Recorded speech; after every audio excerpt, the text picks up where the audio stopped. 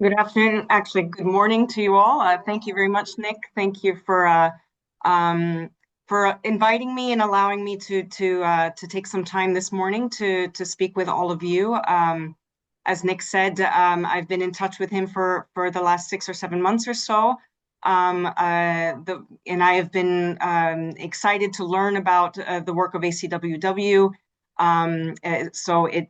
It's an exciting organization, and I'm very glad to be able to have had the opportunity to link up with Nick and to find opportunities to collaborate together between our two organizations. So as I said, my name is Sarah D'Angelo. I am a partnership specialist here at FAO. I'm based in Rome at our headquarters. So just for those of you that maybe are not familiar with FAO, just a quick overview on what our organization is. So the Food and Agriculture Organization is a specialized agency of the United Nations. So we are a knowledge organization. We're the lead UN agency for technical expertise in food security, agriculture, forestry, fisheries, and rural development, as well as in the sustainable management of natural resources. Our, of course, overall goal is to achieve food security for all, and make sure that people have regular access to enough high quality food to be able to live and lead active and healthy lives. FAO is an intergovernmental organization. We're a member organization. We have 194 members, 193 countries, and the European Union. We're headquartered here in Rome, together with two other UN agencies, WFP and IFAD, that are also dealing with food-related matters in the United Nations. We have an extensive network of decentralized offices throughout the world. We are present in over 130 countries. So that's just a quick overview on FAO for those of you that maybe are not familiar. As I said, I'm a partnership specialist, so I work in the Partnerships and UN Collaboration Division of FAO here in headquarters. We are the division that is responsible for coordinating and overseeing the identification and strengthening and stewardship of strategic partnerships in-house. Partnerships are key to FAO's work. They create value beyond what FAO is able to do on its own. The aim of ending hunger in the world is a massive task, and it's unfortunately not one that we can undertake on our own. So our partners are key. FAO is actively looking for innovative approaches to collaboration, concentrating more and more towards trying to build what we call transformative partnerships, which are really powerful collaborations that are made to try to deliver sustainable outcomes through systemic, long-term, and disruptive action. So really trying to change the status quo. We partner with a very wide range of stakeholders, as you can see from this list on this slide. And why do we work with so many different types of partners? Because everybody brings something different to the table. They bring different strengths, different capacities, different expertise, and different perspectives. But civil society, why is civil society important to FAO? Civil society is a very highly valued and long-standing partner of FAO.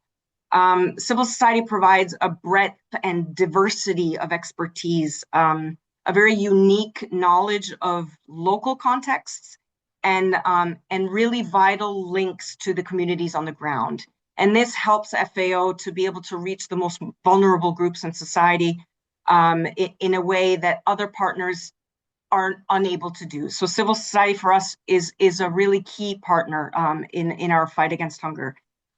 Within civil society, we work with a range of organizations, everything from social movements to grassroots movements to international non-governmental organizations, member-based organizations such as ACWW, community-based organizations, or faith-based organizations as well. Since 2013, FAO has had an official corporate strategy for partnerships with civil society. 2013 is at this point a little old, and it's actually something that we are hoping to be able to update in the next few years. But it is still a valid strategy, and it's still the framework under which we engage with civil society. And within that strategy, we've got 6 main areas of collaboration that we've established, including policy dialogue, field level activities, so field program, knowledge sharing and capacity development, joint use of resources, normative activities, and advocacy and communication. Civil society engages in FAO's global processes in a few different ways. First is having formal status with FAO. So FAO grants formal status to international NGOs, such as ACWW, which having this formal relations with FAO enables them to be able to participate as observers in FAO's governing bodies, such as FAO Conference and Council. Another major global level platform where civil society is very active is the Committee on World Food Security, the CFS, which is a flagship global multi-stakeholder platform where civil society plays an extremely active role in policy formulation and negotiations and monitoring of international codes and conducts and frameworks. And civil society participates through the CFS through its designated mechanism, the Civil Society and Indigenous Peoples mechanism.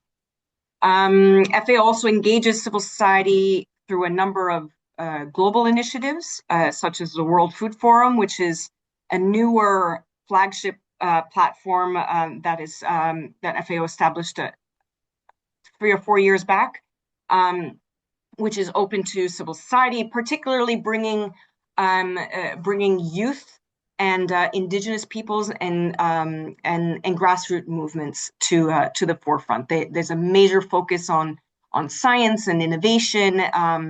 It's quite an exciting week here at headquarters level. There's the major flagship event, but there is now World Food Forum events that happen also at decentralized levels throughout our particularly our regional offices. Other global thematic coalitions and multi-stakeholder partnerships. There are many different campaigns at global level through which civil society engage. At the decentralized level, particularly at country level, our engagement with civil society is often more operational than strategic, let's say, or policy level. Our country level engagement very often with civil society very often takes place through project management or through contractual instruments such as CSOs acting as implementing partners or service providers or community outreach actors. There's a lot of collaboration in humanitarian response and nutrition and extension activities and so on. This reflects a lot of civil society's very strong local presence and the level of trust that they have in the community, which is really beneficial for FAO to be able to tap into in certain types of local level activities. I'm quite aware of the time, so I don't want to bore you too much on this first session of your day.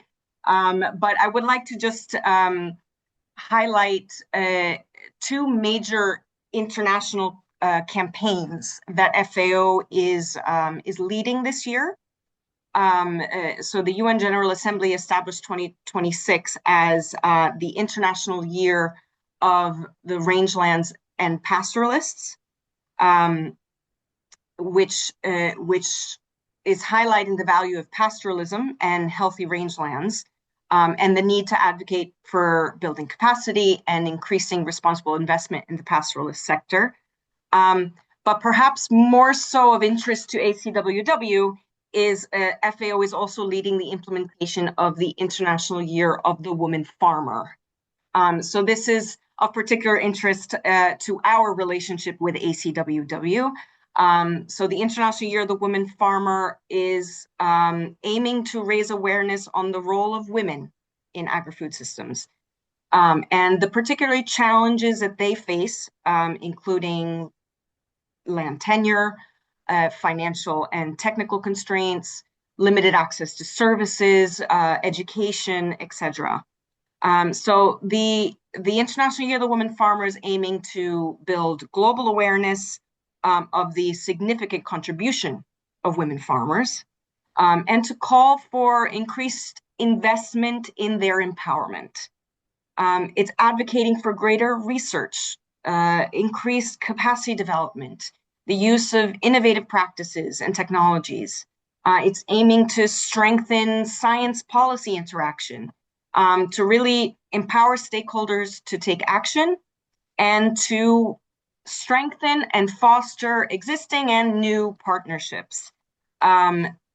So this is where FAO and ACWW have really connected in this last year.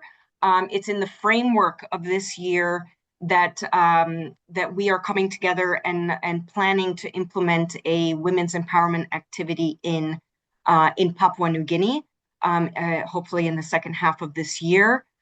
This is based on ACWW's Women's Empowerment Summit model. So I was hoping that our colleague Patu would be able to participate this morning to share a little bit more information on this activity from her perspective. But I'm sure Nick will be able to present some more information on that. But from my end, we are very much looking forward to a successful collaboration in the context of this year, and I hope that this will also be the first of many similar types of activities. So I think my time is more than up, so I will pass the floor back over to Nick. Thank you again for giving me the opportunity to present here this morning with you all, and I wish you a good rest of your conference. Thank you.